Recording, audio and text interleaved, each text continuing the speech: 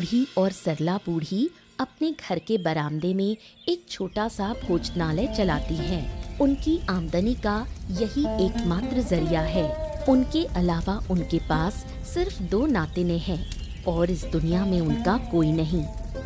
अरे सरला, कितना टाइम लगेगा? और दोपहर तो हो ही गई, अभी तक खाना भी नहीं बना। उधर ग्राहक तो आ भी चुके हैं। अरे तू क्या कर रही है? सारा काम मुझ पे ही छोड़ देगी क्या? वैसे भी मेरी तबीयत ठीक नहीं रहती, ऊपर से इतना सारा काम। मैं क्या बैठी हुई हूँ? मैं भी तो काम कर रही हूँ। सुबह से कितने काम कर डाले, लेकिन कोई नाम ही नहीं लेता। मैं तो हमेशा ज्यादा काम करती हूँ, तू हमेशा कम करती है। ये तो ठीक नहीं। ठीक है, मान लिया तू ज्यादा काम करती है, मैं थोड़ा कम करती हूँ, लेकिन अभी तो थोड़ा हाथ चला ले। ठीक है, तू भी मेरी थोड़ी मदद कर दे, फिर जल्दी हो जाएगा, नहीं तो ग्राहक भी चिल्लाएंगे। अच्छा ठीक है, मैं काम कर रही हूँ, तू जाकर थोड़ा बैठ जा, तेरी तबीयत भी थोड़ी ठीक नहीं है। अरे ना, मैं भी काम करूँगी, तू और मैं दोनों मिलकर काम करें तो जल्दी हो जाएगा। चल, देर मत कर। ठीक है, लेकिन बाद में बीमार पड़ी तो मुझे मत कहना। अरे पगली, चल काम करें साथ में। सरला बूढ़ी की नातिन गायत्री और मोइना बूढ़ी की नातिन चंपा दोनों सरला बूढ़ी की तबीयत को लेकर चिंतित हैं। सरला बूढ़ी की हालत दिन ब दिन बिगड़ती जा रही है। दादी, अब कैसा लग रहा है? कुछ ठीक महसूस कर रही हो क्या? हम किसी वैद्य को बुला लाएं? आप तो हमें कभी वैद्य को बुलाने ही नहीं देती। अरे दादी से क्या पूछ रही है? चलो ना, हम दोनों जाकर वैद्य को बुला लाते हैं। दादी को अकेले छोड़कर जाने का मन नहीं कर रहा रे, तू यहीं रह, मैं खुद जाकर ले आती हूँ। दादी कहाँ अकेली है? मेरी दादी तो तेरी दादी के पास है ही, कोई दिक्कत नहीं होगी, तू चल। ये तो मैंने सोचा ही नहीं, तो फिर देर क्यों करें, जल्दी चलें। दादी की हालत तो सही नहीं लग रही। लेकिन होटल का क्या होगा? ग्राहक तो भर चुके होंगे, खाना भी तो नहीं बना है। आज तू अपनी दादी को होटल संभालने को कह, हम भी मदद करेंगे। मेरी दादी तो जा नहीं सकती आज। मेरी दादी अकेले कैसे संभालेंगी? फिर वो भी बीमार पड़ जाएंगी। तो अब क्या करें? जब तक दादी ठीक नहीं होती होटल बंद रहेगा, फिर घर कैसे चलेगा? वो बाद में देख लेंगे, अभी ये सब सोचने का समय नहीं है। अभी पहले वैद्य को लाना है। बिहारी बाबू गांव के सुनार हैं, साथ ही उनका एक बड़ा चमकदार होटल भी है, लेकिन गांव वाले उनकी जगह बूढ़ियों के होटल में जाना पसंद करते हैं। इसी बात से बिहारी बाबू बहुत जलते हैं। अरे क्या रे भोला, ये बुढ़ियों के होटल का क्या हाल है रे?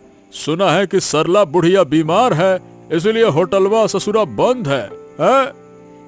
अब बिल्कुल सही सुना है बाबू आपने। सरला बूढ़ी बीमार है, मोइना बूढ़ी अकेले संभाल नहीं सकती, ऊपर से बारिश भी तो हो रही है। हाँ, ये तो बहुत ही अच्छा हुआ, ऊपर वाले ने लगता है कि हमारी सुन ली है। लेकिन बाबू एक बात और है, गांव वाले कुछ भी हो जाए उन्हीं के होटल में खाना चाहते हैं। अरे दिन रात वहीं बैठे रहते हैं। अरे गांव वाले भी पगला गए। काश उस होटल को हम जलाइया ही देते तो न रहता बांस न बजती बांसुरी, लेकिन क्या करें, कर नहीं पा रहे। अरे क्यों नहीं कर सकते बाबू, चलिए, अरे हम उनके होटल में आग लगा देते हैं, सब धुआं धुआं कर देंगे, जलकर राख हो जाएगा सब। वो होटल नहीं चला पाएंगी फिर। अरे हाँ रे, बिल्कुल सही कहा तूने, लेकिन ये बात हमको पहले काहे नहीं सूझी? इसीलिए ऐसी बातें मेरे दिमाग में आती हैं, आपके नहीं। हाँ, समझ गए। तेरा दिमाग चलता है या उल्टा चलता है, ये सब मैं जानता हूँ। अब जा, सब तैयारी कर, अब इस कांड को अंजाम देकर ही रहेंगे। तो आप सच में होटल जला देंगे? अरे एकदम हाँ, अब चल जा, तैयारी कर। ठीक है बाबू, मैं सब इंतजाम करता हूँ। कल रात ही हम होटल में आग लगा देंगे, बात ही खत्म। शंभू काका का एक लड़का है। वो मन ही मन गायत्री को बहुत पसंद करता है, लेकिन शंभू थोड़ा भोला है, इसलिए गायत्री उसे पसंद नहीं करती।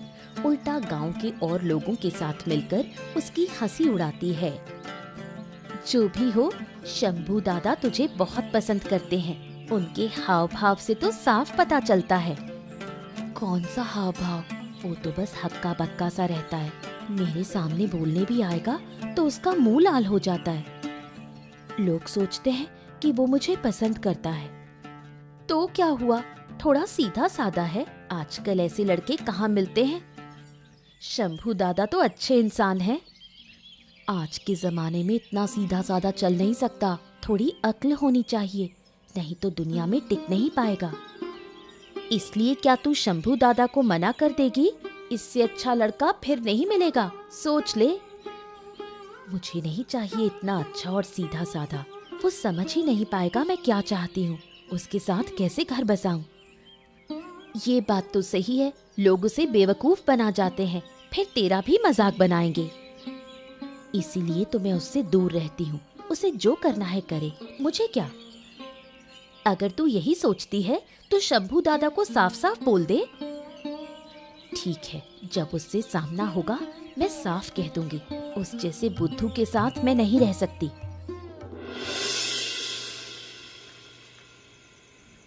देख भोला, काम धीरे धीरे और सावधानी से करना। काम होते ही तुरंत यहाँ से निकल जाना, ठीक है? हाँ हाँ, वो तो जरूर बाबू। इस घर में बूढ़ियों की 2 नातिनें भी रहती हैं। अगर वो बूढ़ी ना समझे तो भी नातिनें तो जरूर समझ जाएंगी ना। और अगर उन्होंने हमें पकड़ लिया तो हमको बख्शेंगी नहीं। अरे चल, ये लंबी लंबी बातें मत कर। कैरोसिन को पूरे होटल में फैला दे ताकि आग अच्छी तरह से लगे। चल चल चल चल, जल्दी कर जल्दी कर। हाँ हाँ ठीक है बाबू, ठीक है। मैं 2 किलो कैरोसिन का तेल लेकर आया हूँ और मैं यहाँ सारा होटल में ही डाल देता हूँ। रुक जाओ। हाँ ले, अब मसाल फेंक दे। होटल की छत पर ऐसा फेंक कि होटल पूरी तरह से जलकर राख हो जाए और धुआं धुआं कर दे। ले। लेकिन बाबू, होटल के साथ साथ अगर उनका घर भी जल गया तो होटल तो उनके बरामदे में ही है ना। अरे घर का कुछ नहीं होगा। होटल जलने लगेगा तो उनकी नींद खुल जाएगी, वो खुद ही आग बुझा लेंगे। और अगर घर जल भी गया तो हमको क्या है? अरे बूझे कि नहीं बूझे? अरे पर घर जलने से वो लोग भी जल जाएंगे बाबू, ये भी तो सोचिए। अरे तो जल जाए तो जल जाए, वैसे ही उनके पैर कब्र में लटके हुए हैं बुढ़ियों के, क्या करेंगे जिंदा रहकर? समझो, एक मुसीबत से छुटकारा मिलेगा इस गांव को, हमको सबको। मैं इसकी फिक्र नहीं करता, तू तो जैसा कहा है वैसा कर बस। चल चल चल चल, अब भाग, चल चल, भाग ले भाग ले भाग ले। होटल में आग लगते ही बारिश हो गई। होटल आधा जल चुका था कि बारिश ने आग बुझा दी। हाय हाय, ये हमारे साथ क्या हो गया? किसने हमारा सब कुछ जला दिया? हमने किसी का क्या बिगाड़ा था? हमारे होटल में कैसे आग लग गई? तुझे क्या लगता है ये काम किसने किया होगा? हो सकता है ये आग खुद ही लग गई हो। नहीं रे, छत पर तो एक मशाल पड़ी है। कोई भी प्राकृतिक कारण मशाल को उड़ाकर होटल पर नहीं गिरा सकता, है ना? तूने सही कहा, मैंने ये नहीं देखा था। मतलब किसी ने जानबूझकर दुश्मनी में होटल जलाने की कोशिश की है। लेकिन हमने किसी का क्या बिगाड़ा था? कौन हमसे इतना नाराज हो सकता है? हमारा होटल जलाने से किसे फायदा होगा? कुछ समझ नहीं आ रहा। इस गांव के लोग तो हमें बहुत प्यार करते हैं, हमारी रसोई की सब तारीफ करते हैं। हम अगर एक दिन होटल बंद रखें तो लोग किसी और होटल में नहीं जाते, हमारे खाने के लिए ही इंतजार करते हैं। तो ऐसे लोग हमारा नुकसान करेंगे, ये मानना मुश्किल है। तो इसका मतलब किसी ऐसे का हाथ है जिसे हमारे होटल बंद होने से फायदा होगा। एक दिन तो सब सामने आ ही जाएगा। लेकिन अब क्या होगा? होटल तो आधा जल चुका है। इस जले हुए होटल को चलाना मुमकिन नहीं। अब क्या करें? होटल के साथ हमारा नसीब भी जल गया। देखना होगा अब क्या करना है। क्या हुआ गायत्री, तुम लोग यहाँ यूं उदास क्यों खड़े हो? कुछ हुआ है क्या? अरे तुम कहाँ रहते हो? गांव में रहते हो या नहीं?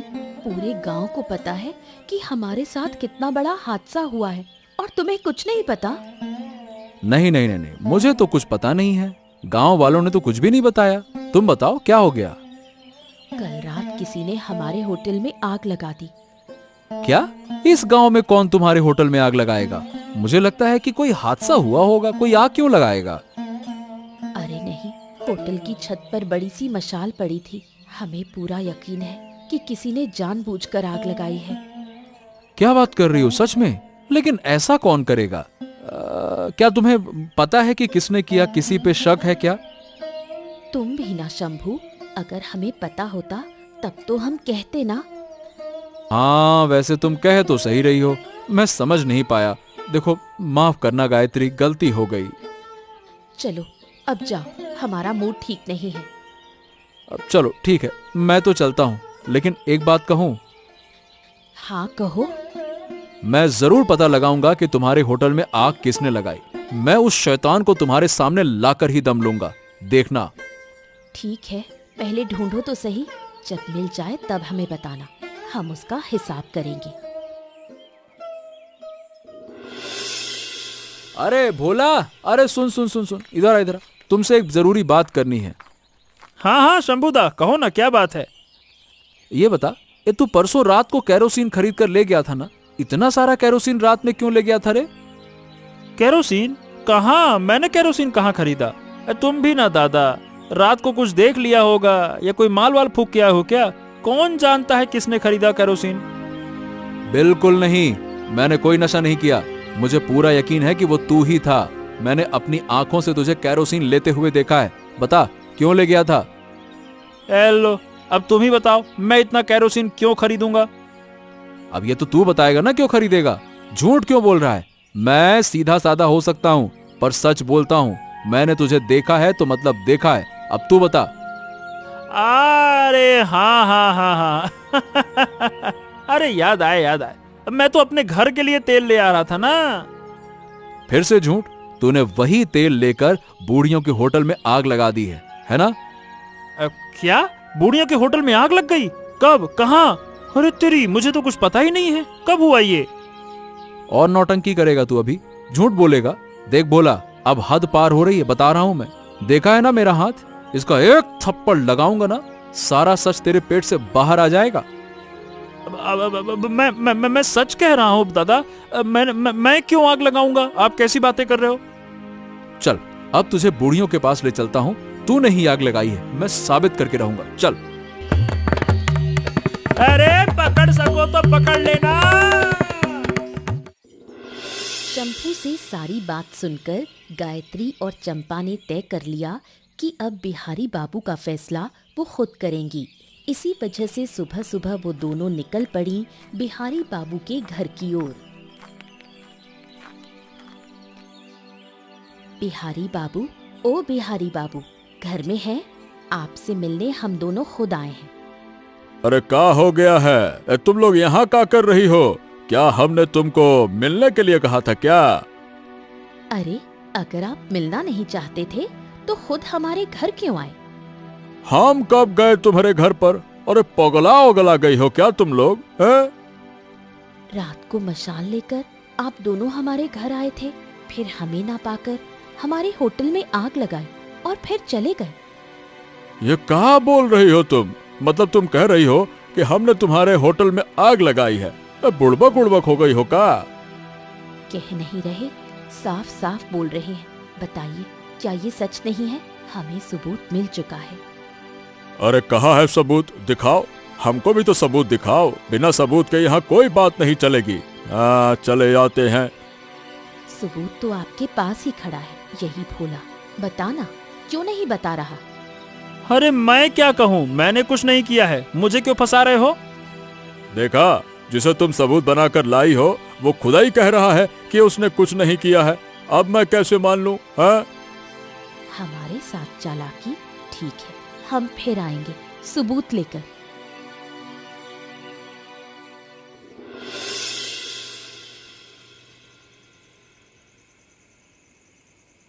इस ससुरा छुटकी सी पिद्दी सी लड़की हमको धमकी देने आई, कहती है कि मेरा फैसला करेगी। अरे इतने सालों से मैं इस गांव का फैसला करता आया हूँ, अब ये मेरा फैसला करेगी। अरे बाबू, अभी तक उन्होंने आपको सही से पहचाना नहीं है। अगर पहचान लेती तो यहाँ आने की हिम्मत भी नहीं करती। पहचाने की कैसे, आई ही है 2 दिन पहले। पहले दुनिया को समझ ले, फिर मुझे समझेगी। लेकिन बाबू, उन्होंने आपको धमकी दी है, अगर वो सच में सबूत निकाल लें तो? अरे तो कौन सा सबूत मिलेगा, कहाँ मिलेगा, कैसे मिलेगा? ये बात तो तू और हम ही जानते हैं ना। जब तक हम चुप हैं तो कोई कुछ नहीं जान पाएगा, बस। हाँ, ये सही कहा आप। ये लड़ाई बेकार है उनके लिए। हाँ, ये सही कहा आपने। ये लड़ाई बेकार है उनके लिए। उन्हें तो ये भी नहीं पता कि हमसे पंगा लेना क्या होता है। इनकी हालत देखकर तो अब मुझे हंसी आती है। हाय रे, होटल गया, कमाई का रास्ता गया, अब हमसे दुश्मनी मोल लेकर सारा मान सम्मान भी जाएगा इनका, देखना। लेकिन बाबू, बारिश की वजह से होटल आधा ही जला, पूरा नहीं जल पाया। अरे उससे क्या फर्क पड़ता है रे बुड़बक, वो है एक जला होटल जो अब नहीं चल सकता। हमारा मकसद तो पूरा हो गया ना। हाँ, ये कही आपने पते की बात। हमारा तो मकसद था होटल बंद करना, सो तो हो गया। हाँ, अब बस बैठकर इनकी बर्बादी का मजा ले।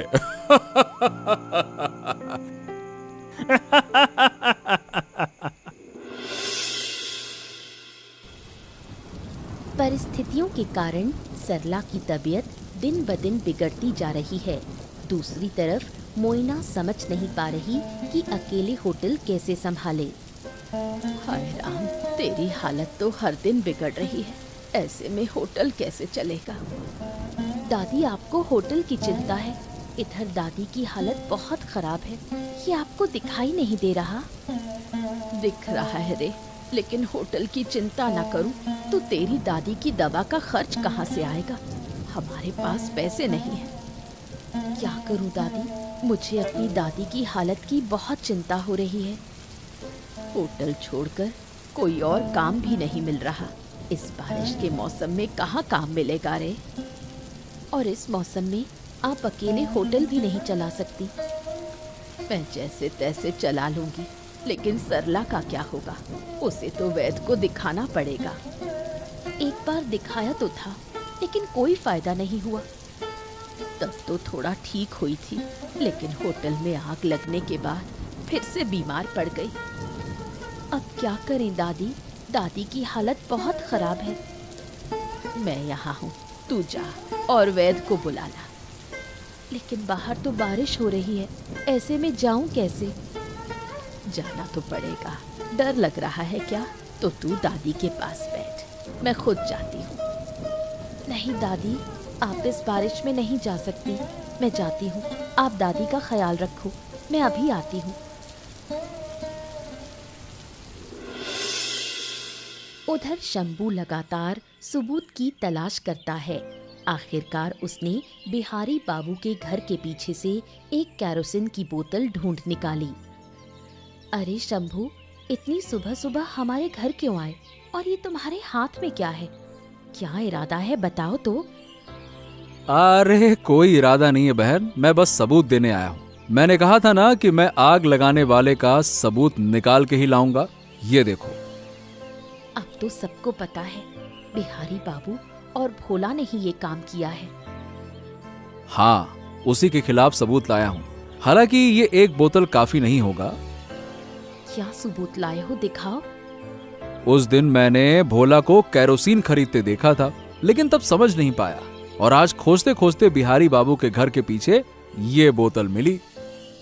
तो अब तो साफ हो गया। हमें और सबूत चाहिए। उम्मीद है भोला को पकड़ने पर और मिल जाएगा। तो चलो अब हम मिलकर भोला को पकड़ते हैं। उससे पूछेंगे तो वो जरूर मानेगा।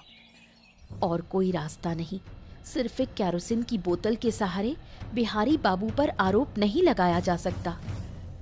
देखना, तभी तो मैं तुम लोगों के पास आया हूँ। चलो चलो चलो चलो, मुझे पता है भोला कहाँ है। चलो चलो चलो, आ जाओ आ जाओ। चलो चलो, अब देर नहीं करनी चाहिए।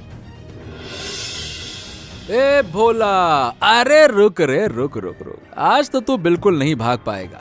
उस दिन तो मेरे हाथों से बच निकला था। क्यों? अगर मैं ना भागूं तो क्या करोगे? तुम्हारे साथ गांव में जो मजाक उड़ता है ना, वो क्या बिना वजह है?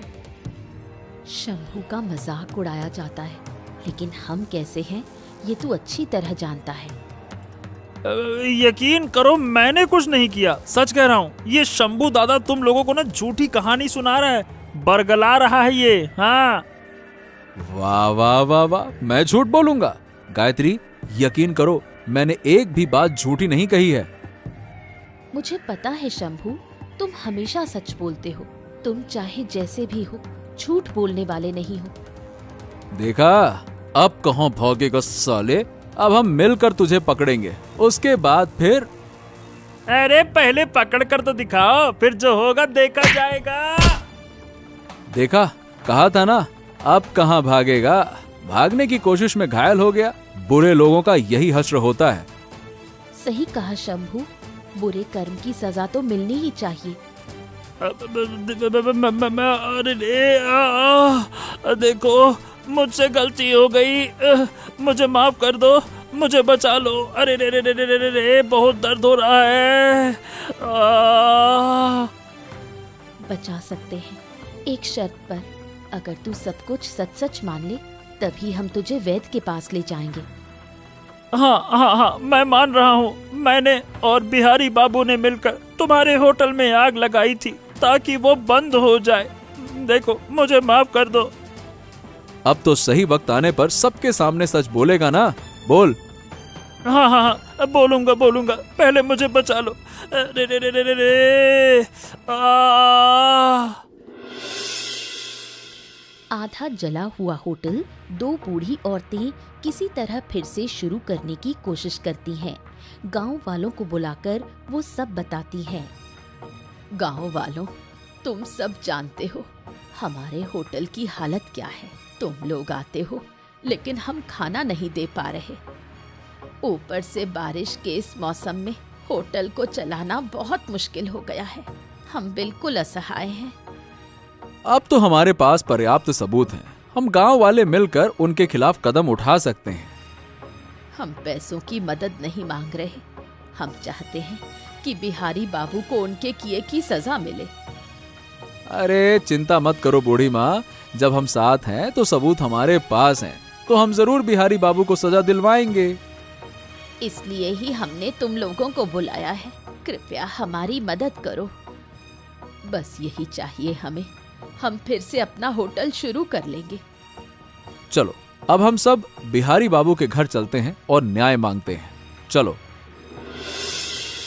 क्या बात है बिहारी बाबू, आपने कहा था सबूत लेकर आओ। अब हम सबूत लेकर आए हैं। कहाँ है सबूत? और भोला, ये तेरी हालत ऐसी कैसे हो गई? क्या इन्होंने तुझे मारा क्या? बता, सच सच बता तू। उसे जो कहना है वो कहेगा। हम उसे यहाँ सिर्फ सच बुलवाने लाए हैं। सब कुछ हमको साफ साफ बताओ। क्यों आए हो सब लोग मिलकर? बोलो। आपने ही हमारे होटल में आग लगवाई। भोला ने खुद कबूल किया है। झूठ है, साफ साफ झूठ है। हमने कुछ नहीं किया। भोला तुमसे झूठ बोल रहा है। बिल्कुल नहीं। हमने कैरोसिन खरीदने से लेकर मशाल तक सबके सबूत इकट्ठा कर लिए हैं। सब हमको फंसाने की साजिश है। अरे मुझको क्या पैसे की कमी है? बताओ भला। पैसे की नहीं, इंसानियत की कमी है। आप एक जलनखोर आदमी हैं। चुप रहो तुम सब। अब बताएंगे आप कि आपने किया है या नहीं, वरना हम अपना फैसला खुद लेंगे। अच्छा, अब जब तुम जान ही गए हो तो मैं माफी मांगता हूँ। आगे से ऐसा कुछ नहीं होगा। हाँ, कभी नहीं होगा। मैं माफी मांगता हूँ। हम आपका सम्मान करते हैं, इसलिए माफ कर रहे हैं, लेकिन अगली बार ऐसी गलती हुई तो बर्दाश्त नहीं करेंगे। ठीक है, ठीक है। अब मैं कभी ऐसा नहीं करूँगा। और एक बात, आगे से हमें आप आसपास नहीं दिखने चाहिए। गांव वाले मिलकर होटल को फिर से शुरू करने का निर्णय लेते हैं। उसी रात जोरदार तूफान और बारिश शुरू हो जाती है।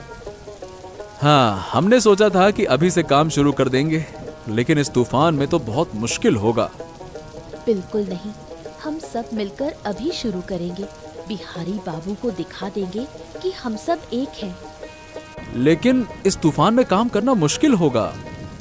क्यों नहीं होगा? हर कोई एक एक काम हाथ में ले ले तो सब पूरा हो जाएगा।